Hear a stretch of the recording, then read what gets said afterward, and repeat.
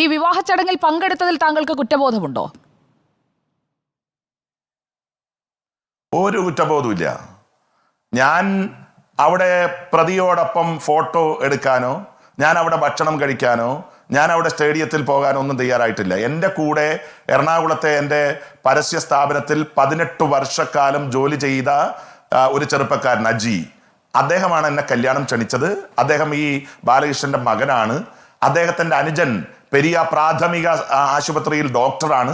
ആ ഡോക്ടറുടെ കല്യാണത്തിന് ഞാൻ ആ ഓഡിറ്റോറിയത്തിന്റെ പുറത്ത് വെച്ച് ഷെയ്ക്ക് ഹാൻഡ് കൊടുത്ത്, എൻ്റെ അമ്മ മംഗലാപുരം വെന്റിലേറ്ററിലായതുകൊണ്ട് അമ്മയെ കാണാൻ ഞാൻ പൊടുന്നനവേ മംഗലാപുരത്തേക്ക് പോവുകയായിരുന്നു.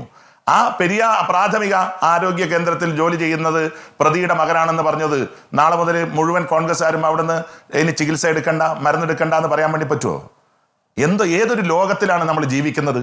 CPM-ഉം കോൺഗ്രസും ദേശീയ തലത്തിൽ ചങ്കോട് ചങ്കായി പ്രവർത്തിക്കുന്ന ഒരു കാലം, ഇന്ത്യ മുന്നണിയുടെ ഭാഗമായി കോൺഗ്രസും CPM-ഉം പ്രവർത്തിക്കുന്ന ഒരു കാലം, കേരളത്തിലെ CPM നേതാക്കന്മാരും കോൺഗ്രസ് നേതാക്കന്മാരും രാപ്പകലില്ലാതെ സൗഹൃദം പങ്കിടുന്ന ഒരു കാലഘട്ടത്തിൽ ഒരു കല്യാണത്തിൽ ഒരു ഡോക്ടറെ ഒന്ന് അനുമോദിക്കാൻ പോയി എന്നുള്ളതിന്റെ പേരിൽ പ്രാഥമിക അംഗത്വത്തിൽ നിന്ന് എന്നെ സസ്പെൻഡ് ചെയ്യാനല്ല, പുറത്താക്കാൻ ഈ പാർട്ടിയെ പ്രേരിപ്പിച്ച ചേതോവികാരം എന്താണ്?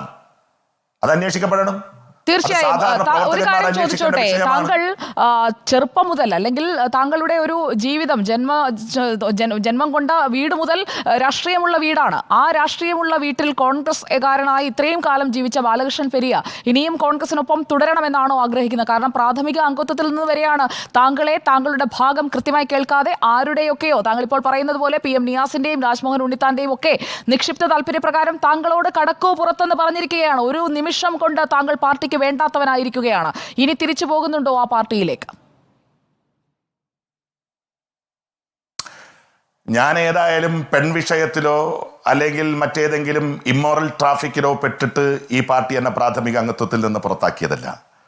ഇത് വളരെ കൃത്യമായ ഒരു ഗൂഢാലോചനയുടെ പേരിൽ പുറത്താക്കപ്പെട്ടതാണ്. 1969 ശേഷം ഒരു സംഘടനാ തെരഞ്ഞെടുപ്പ് പോലും നടത്താൻ കഴിവില്ലാത്തൊരു പാർട്ടിയിൽ ആരാണ് എനിക്ക് മെമ്പർഷിപ്പ് തന്നത് എന്നതുപോലും ചിന്തിക്കേണ്ട ഒരു സമയത്താണ് നമ്മൾ നിൽക്കുന്നത്. അപ്പൊ അങ്ങനെ ഒരു പാർട്ടിയുടെ അച്ചടക്ക നടപടിയെ ഭയന്നുകൊണ്ടോ അല്ലെങ്കിൽ അതിലേതെങ്കിലും രീതിയിലുള്ള വൈകാരികത കൊണ്ടോ ഞാൻ എൻ്റെ പാർട്ടിയെ തള്ളിപ്പറയാൻ ആഗ്രഹിക്കുന്നില്ല. എൻ്റെ പ്രാണഗന്ധിയായിട്ടുള്ള ശ്വാസവും എൻ്റെ ഹൃദയരക്തത്തിൽ അലിഞ്ഞു നിൽക്കുന്നതും എൻ്റെ സിരകളിലൂടെ ഒഴുകി നടക്കുന്നതും ഇന്ത്യൻ നാഷണൽ കോൺഗ്രസ് ആണ്. അത് രാജ്മോഹൻ ഉണ്ണിത്താൻ്റെ വിടുവായത്വമുള്ള കോൺഗ്രസ് അല്ല, അല്ലെങ്കിൽ K. സുധാകരന്റെ ബോധമില്ലാത്ത കോൺഗ്രസ് അല്ല.